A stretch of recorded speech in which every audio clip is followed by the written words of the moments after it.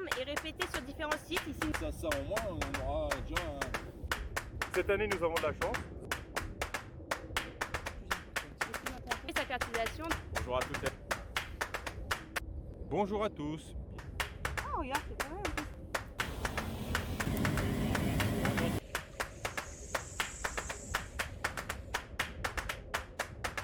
Bonjour à tous, nous sommes le mercredi 30 avril et bienvenue pour un nouvel AgroPlane vidéo. Donc aujourd'hui, on se retrouve sur le secteur est de Montchy-Lumière avec Christophe et nous vous parlerons état sanitaire des blés, un point sur la fertilisation de fin de cycle et puis nous parlerons également de l'état sanitaire des betteraves. Merci Claire. Bonjour à tous, donc Christophe de Bavlar, responsable du secteur Est. Comme Claire l'a indiqué, deux petits points rapides, betteraves et blé. Je vais commencer par les blés. Aujourd'hui, sur les premiers semis, donc première quinzaine d'octobre, nous observons une avancée des stades relativement rapide, puisqu'aujourd'hui nous sommes à DFE, comme vous pouvez le constater, voire dernière feuille étalée dans les secteurs précoces. Juste avant de vous parler de la pression parasitaire, si vous avez un petit doute, les choses très simples avec un très bon couteau ou un cutter pour vérifier le stade. Voilà, vous faites comme moi tout simplement. Voilà, ça prend quelques petites minutes. On découpe lentement.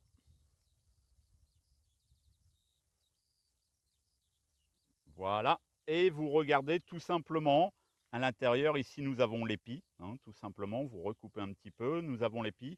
Et vous regardez tout simplement s'il reste une feuille à l'intérieur de la gaine ou pas. Là, dans notre cas, il n'y a plus rien. On est donc bien à la dernière feuille pointante, même déjà très développée.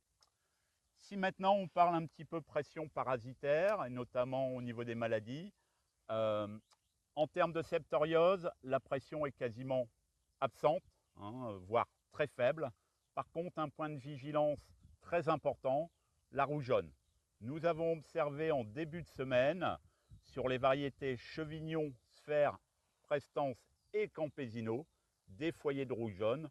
Donc soyez vigilants et n'hésitez pas à vous rendre sur vos parcelles pour vérifier l'état sanitaire.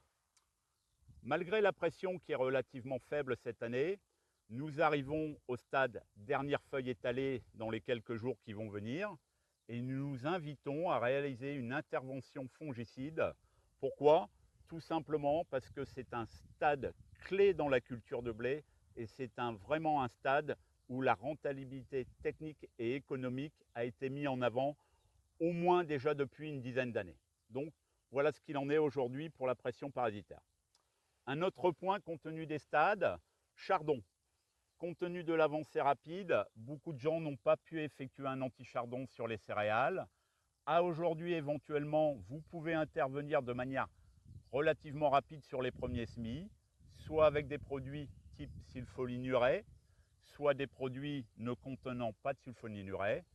Juste un point de vigilance très importante, attention à vos rotations, notamment si les parcelles sont suivies en colza ou si vous êtes des asséistes et vous privilégiez l'implantation de couverts, nous vous déconseillons l'application des produits à base de sulfonylurea. De ce fait-là, retournez vers des produits qui ne contiennent aucune sulfonylurea. Pour faire le choix des produits, n'hésitez pas à contacter vos techniciens qui vous conseilleront le choix du produit adéquat. Voilà ce qui en est aujourd'hui sur les chardons et la pression parasitaire. Claire, je te redonne la parole. Donc, concernant les blés, au niveau de la fertilisation, comme a pu le dire Christophe, on arrive dans les secteurs les plus précoces à dernière feuille étalée. C'est un stade clé pour aller déclencher son dernier apport sur blé. Sur les secteurs les plus tardifs, on devrait arriver dans ces stades-là courant de la semaine prochaine aux alentours du 8 mai. Donc 2 points.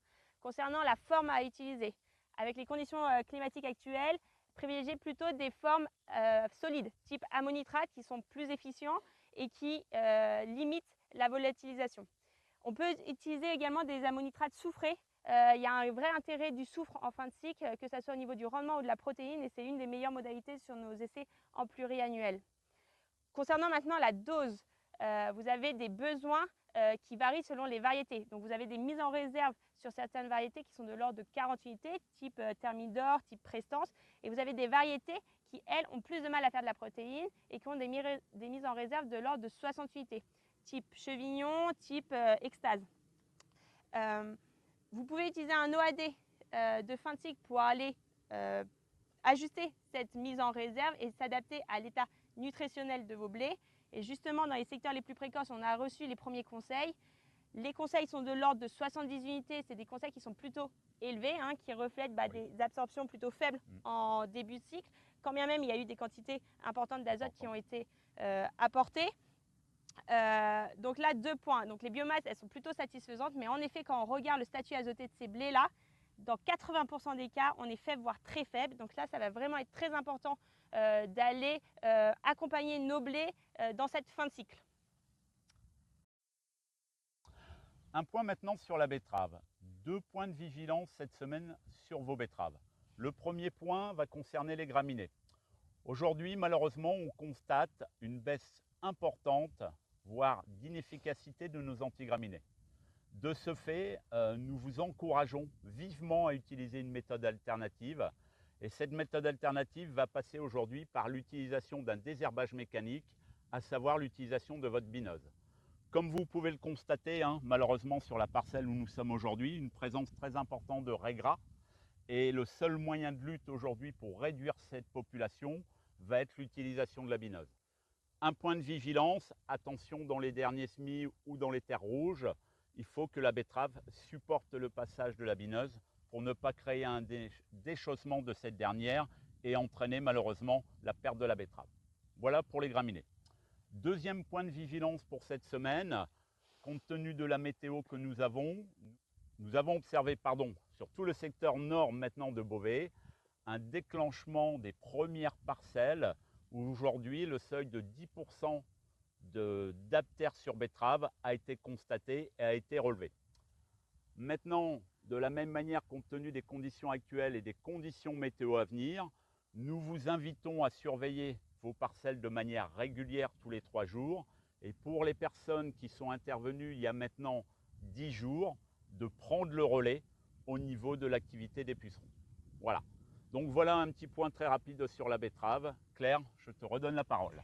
Si vous avez encore des questions, n'hésitez pas à vous rapprocher de votre technicien habituel ou à vous référer aux agroplaines qui sont publiés sur l'extranet. Et puis je vous remercie et on vous dit à bientôt pour un nouvel agroplane vidéo. Merci.